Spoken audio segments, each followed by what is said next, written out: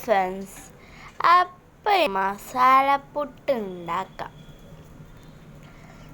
എല്ലാവർക്കും അറിയുന്നതല്ലേ പുട്ടിൽ വെള്ളം ഒഴിച്ച് പുട്ടിൻ്റെ മാവാക്കി എടുക്കുന്നത്. പിന്നെ നമുക്ക് ഇറച്ചി മസാല ഉണ്ടാക്കാം. ആദ്യം സവാള അരിഞ്ഞേക്കാം, അതും ചെറിയതാക്കി. ഇനി ഒരു പാത്രത്തിലേക്ക് എണ്ണ ഒഴിച്ച് ഇഞ്ചി വെളുത്തുള്ളി ഇട്ട് അത് സവാള ഇട്ട് നല്ലപോലെ വഴറ്റിയെടുക്കുക. കറിവേപ്പിലയും ഇടണം.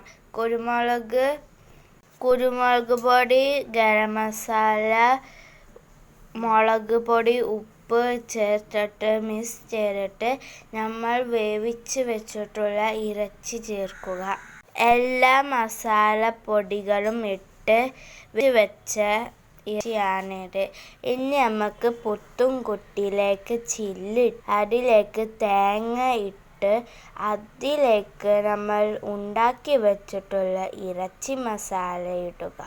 പിന്നെ നമ്മൾ പുട്ടുപൊടിയും ചേർത്ത് അത് വേവിച്ചെടുത്താൽ ആവി കയറ്റിയെടുത്താൽ നമ്മൾ അടിപൊളി പുട്ട് റെഡിയാവും. വെറും പുട്ടല്ല, മസാല പുട്ട്. അപ്പം ശരി, ടാറ്റാ.